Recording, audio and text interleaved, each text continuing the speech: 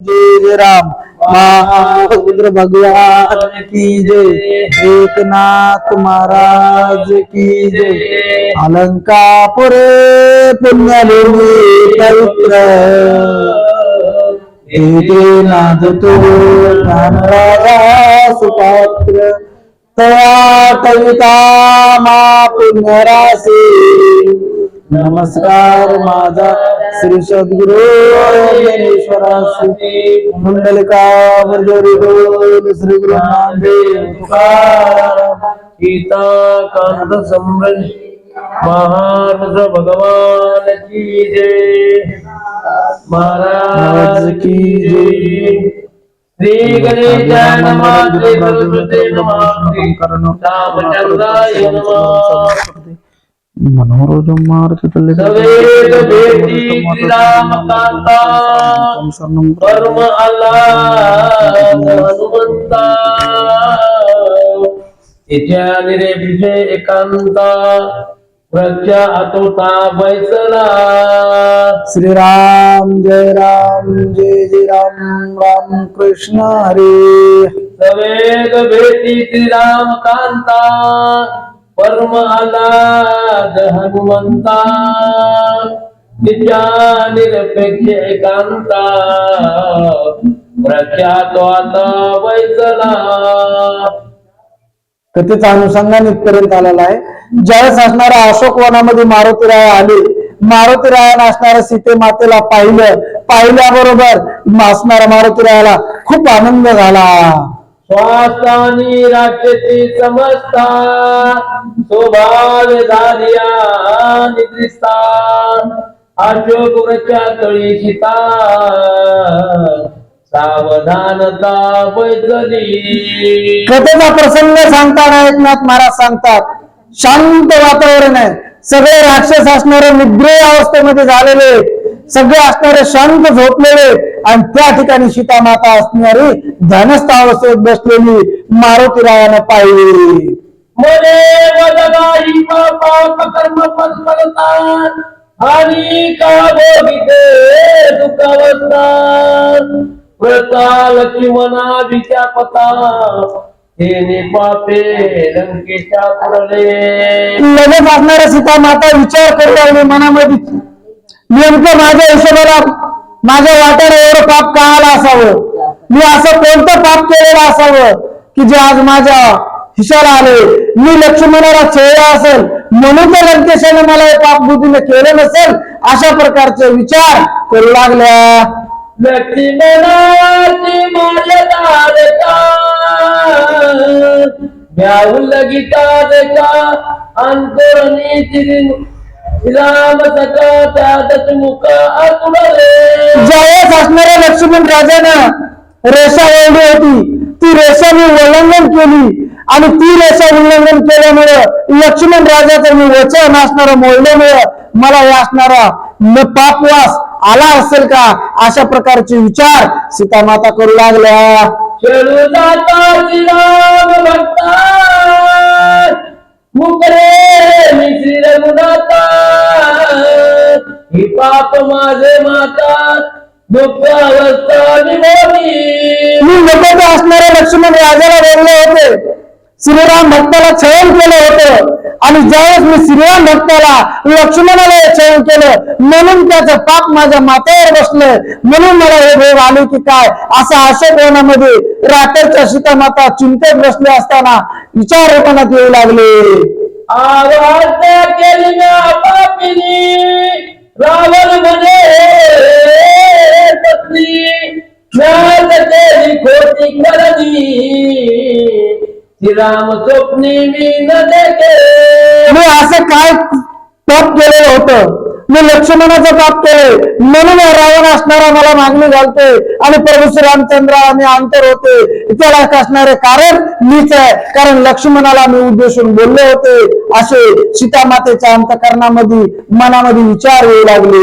चरण पाप कवरणी, त्या पापाची पाहे पातळणी, श्रीराम शब्द नाही ठिकाणी, श्रीराम स्वप्नी न देखे। एवढं पाप काय केलं असेल जिथं मला आणून सोडे तिथं राम नाव सुद्धा ऐकायला भेटेना. एवढंच नाही, माझ्या स्वप्नात सुद्धा राम येणार. म्हणजे मी एवढं किती पाप केलं असावं, किती राम भक्ताला छेडलेलं असावं, असं सीता माता मनात विचार करू लागल्या.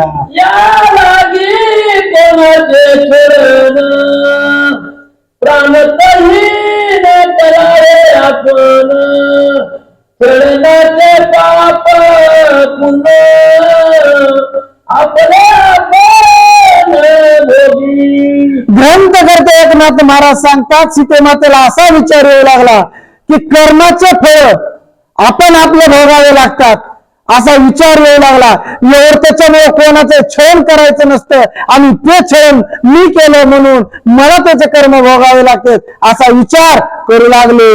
शरण पापाचे पातकी करची अनुतले फलित जानकी बैसोरणारे कार्यकी पुढील श्लोकी अनुवादे.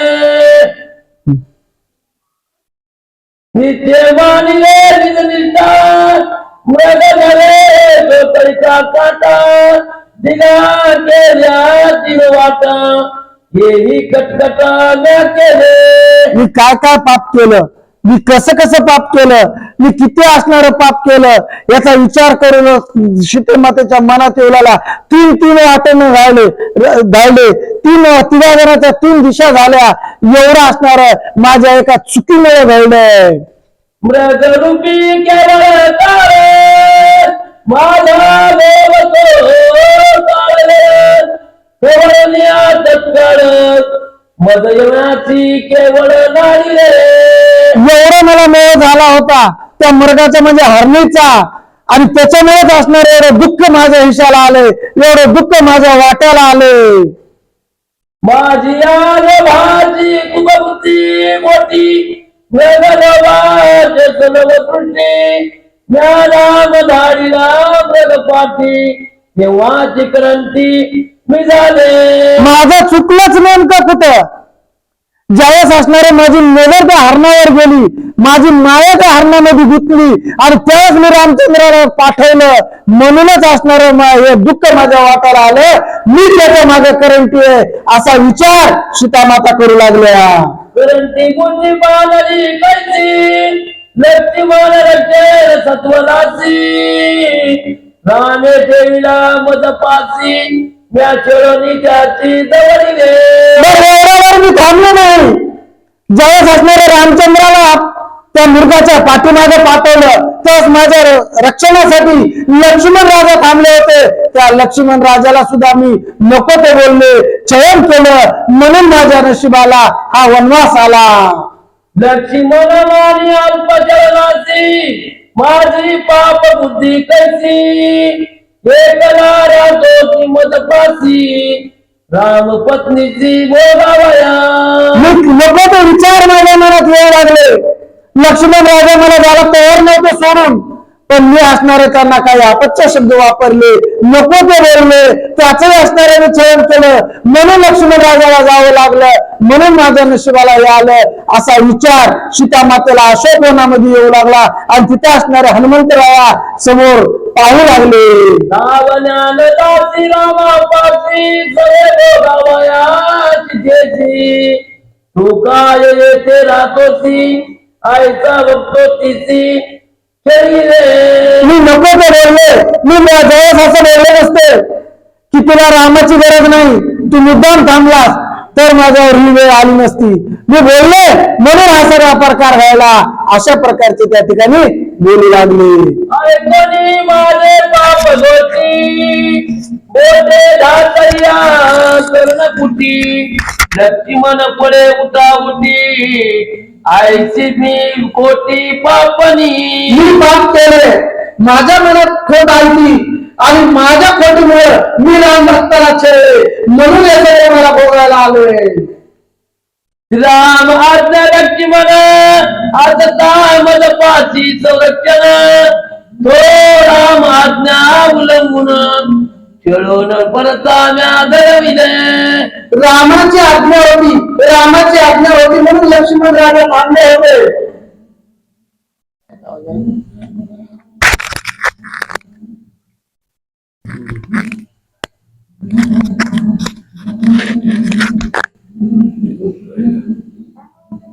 काय झालं?